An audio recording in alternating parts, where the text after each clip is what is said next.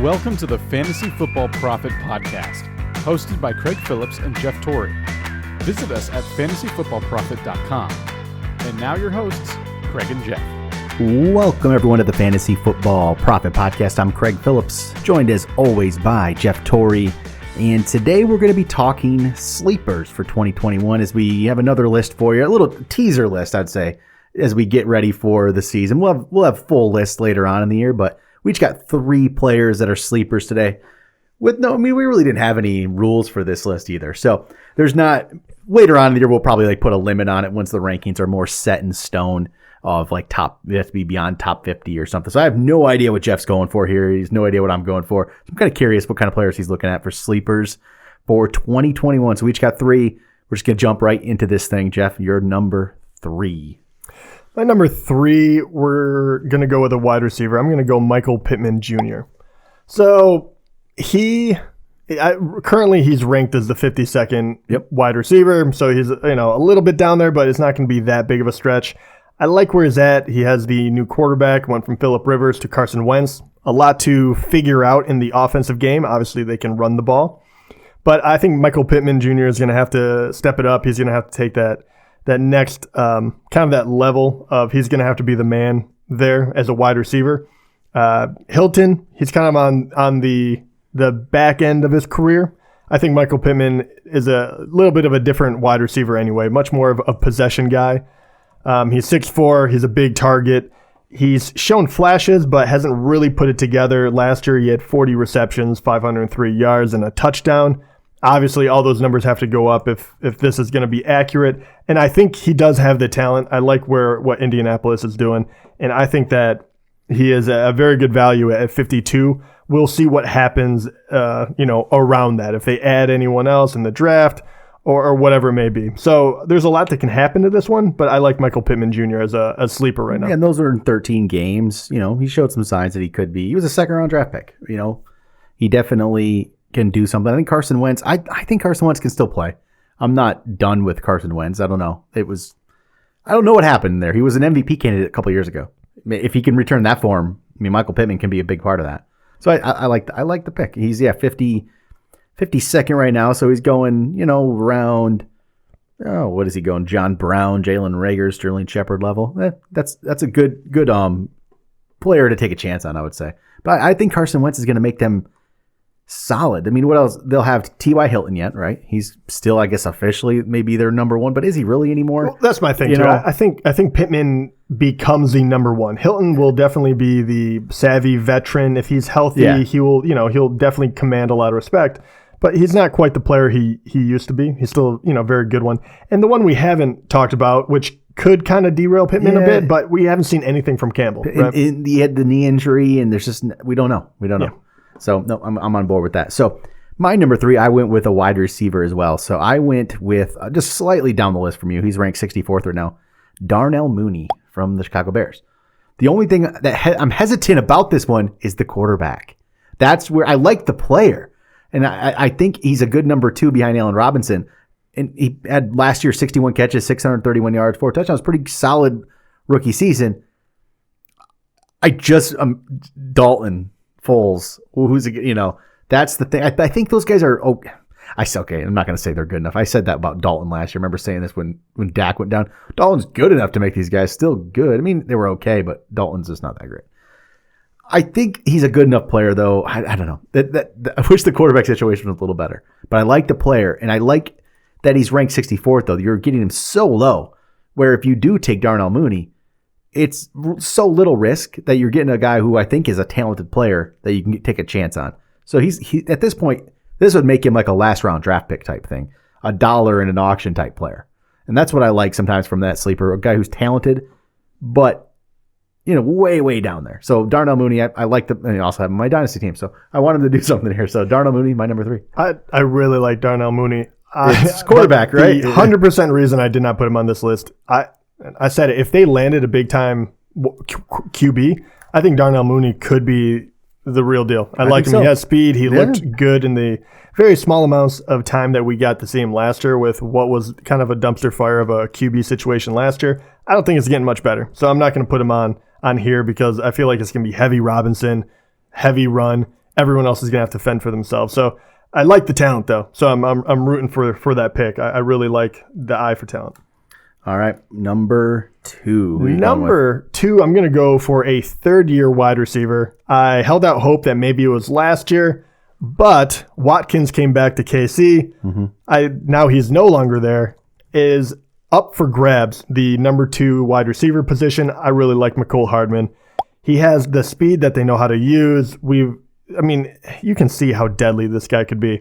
If his touches went up, this guy could really be a dynamic player. I'm not saying he's going to be Tyreek. I think Tyreek is a different kind of beast, but he's in that same kind of scenario, the athleticism and the speed. They know how to use it. So I really like him.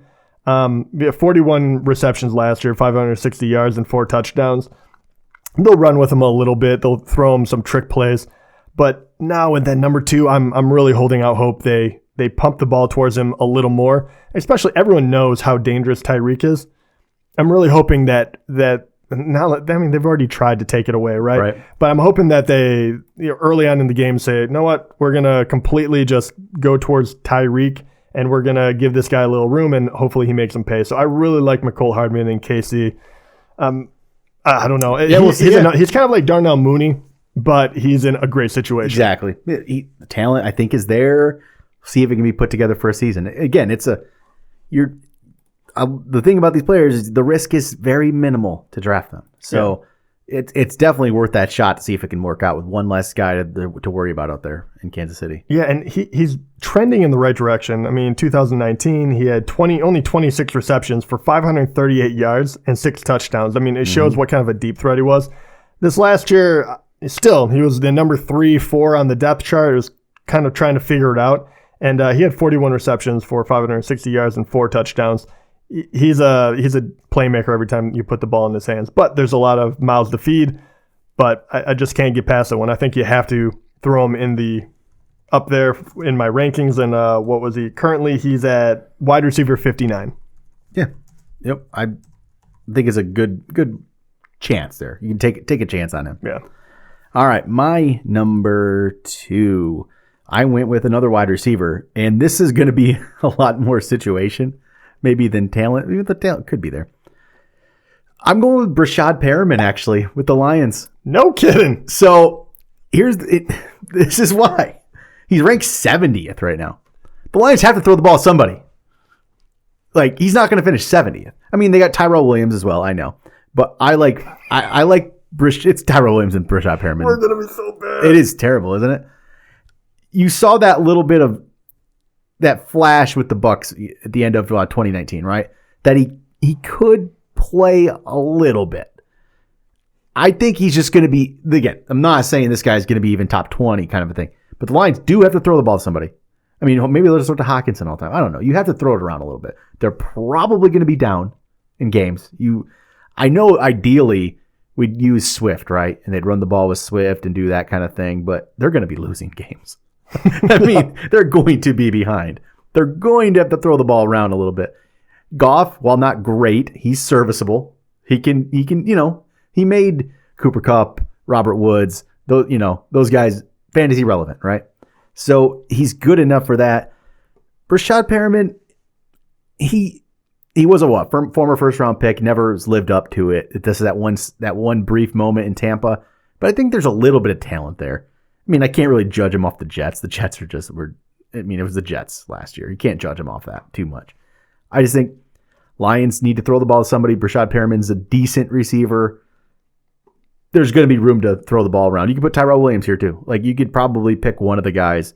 Which one you like a little more? Tyrell Williams, I'm not even sure where he's ranked right now. You might even try to see if I can find him here. He might be ranked higher, might be ranked lower. I don't even know. But no. And people here, maybe they're saying right now, well, it's going to change. They're going to draft a wide receiver. I hope not. Well, they'll draft somebody, but later. Tyrell Williams is ranked 115th. Yeah. So that's, yeah. He's way down there. I know he was injured, didn't play last year. But I actually really like this pick because They have to throw the ball to somebody. I mean, whoever turns out to be the number one wide receiver, whether it be him or whoever, is going to be serviceable. There's not a number one wide receiver that doesn't belong on a team. So the number one ranked Lions receiver is 70th. That doesn't happen. Like even as bad as you are, you'll be much, much higher than 70th. You'll get some production out of Rashad Perriman. So yeah, I don't mind that one at all. So I'm going with Perriman. We'll see how that plays out. All right. We're to number 1. Here we go. Number 1, and I'm going for my last one is going to be another wide receiver. I'm going for a second-year guy that did not play almost at all, but I think that he's due to jump way up there. I'm going to go for Bryan Edwards of Las Vegas Raiders. Literally, how many games did he play? I don't know. I think he was available for 12 maybe, but he really got outshined. He had some lower body injuries. I believe 2 of them over the year. Played 12 games. Yeah, and barely. he only had 11 receptions, 193 yards, and a touchdown. So you could easily discount him altogether. But, I mean, what was he, a third-round pick, I think? Yeah, he was a third-round pick. He's 6'3". He's a big body. When he does catch it, when you were able to watch him, he's not blazing fast, but he is fast enough, and he's super physical. I think he was kind of a project player that needed a year under his belt. And now Nelson Aguilar is gone. So you have him and you have Ruggs, and then you have, some filler guys, whatever that may be. Obviously, Ruggs, we would love to see him do more, but right now he's still kind of a gadget player. He's very, very fast, takes the top off the defense. He couldn't stay healthy either. So Bryan Edwards is kind of de facto number 1 possession type receiver on that offense, which obviously always gets used. Other than him, you have Waller. I mean, that's really what it comes down to. So there is a lot of possibility for Bryan Edwards to really step up and be the man. For the limited time I've seen him, I really think that he has the tools in order to be a very serviceable, if not good, NFL wide receiver. We'll see where he goes from there. But Bryan Edwards right now is like going as 72. Mm-hmm. So a lot like what you're talking with Perriman. Yeah. I'm going to say Las Vegas is going to stick with the people that they drafted the year before and then build around. Yeah, you kind of have to. So once again, Bryan Edwards, I think he's definitely a name you want to follow. Yeah, I liked him a lot before last year. Just didn't feel like he ever got the chance. So we'll see why that was. I don't know. Yeah. He only started 3 games. Mm-hmm. I mean, it really was a lot of injury. Yep. All right. My number 1, here we go. I decided to go away from wide receiver. You can go, there's a million wide receivers I think we could put in here. I have more, I had more I could. But I decided I wouldn't try to find a running back that I would like, right? It's harder at running back to find sleepers anymore these days. It is, right? They don't truly seem to exist that much. And we're doing this before the draft. Exactly. Things will change. They will change. But I went with the 46th ranked running back, Jeff Wilson Jr. So this is a player who always seems to just be relevant when he gets the chance. He hasn't gotten the chance very often until the end of last year. He had a nice big game in week 16, 22 carries, 183 yards, followed that up with 20 for 76, a touchdown. He also caught touchdowns in both of those games. The guy had 10 touchdowns last year in limited work, 7 on the ground, 3 receiving. And part of this is I know Jeff Wilson, if he got the opportunity, he had 200-yard games last year, and this guy doesn't really get much of a chance, right? When he had that chance early on, he had 17 carries, 112 yards, 3 touchdowns. Then he got injured, which was disappointing. I haven't been sold on Raheem Mostert necessarily. And I just said Jeff Wilson had an injury last year. Raheem Mostert always seems to do, though. He's been injured 3 of the last 4 years, has Mostert. I don't know. I just think Jeff Wilson, given the opportunity, can really be a good back here. And I just can't foresee them not using him and just completely putting him away anymore. He got plenty of work those last few weeks. I think they're going to use him again this year. And 46, that's down there a little bit. This is a guy who, if given the opportunity, I believe could be a pretty good fantasy back. So if this shakes out correctly, I really like the pick as well, because first of all, we know that the 49ers were all banged up last year. Yep. All over the place. We don't really know what is going to happen with quarterback and the talks there and all that. What we do know is they can be very good when they're healthy, and their offense is going in the right direction. The thing that makes me most excited was the last few years they've been rolling with a three-headed beast. We always talk about it's very difficult to figure out who's going to get the carries, all of this. It might actually just be two, right? Yeah, it might just Coleman's gone now. Tevin Coleman and is McKinnon and Jerick McKinnon, I think, is gone. It was more than likely will be gone. Yeah. We don't really. I don't think he's officially off the team yet. I could be wrong on that, but really, there's two legitimate options. Yeah, and that is Jeff Wilson and Raheem Mostert. So even if Mostert is the guy in that offense, Wilson's both of them will play. get a very good crack. So I really like that one as well. Yeah, Wilson. I mean, over his career in 3 seasons, he's gotten 219 carries, which would be probably the equivalent of somebody's normal season, maybe even a little less, obviously.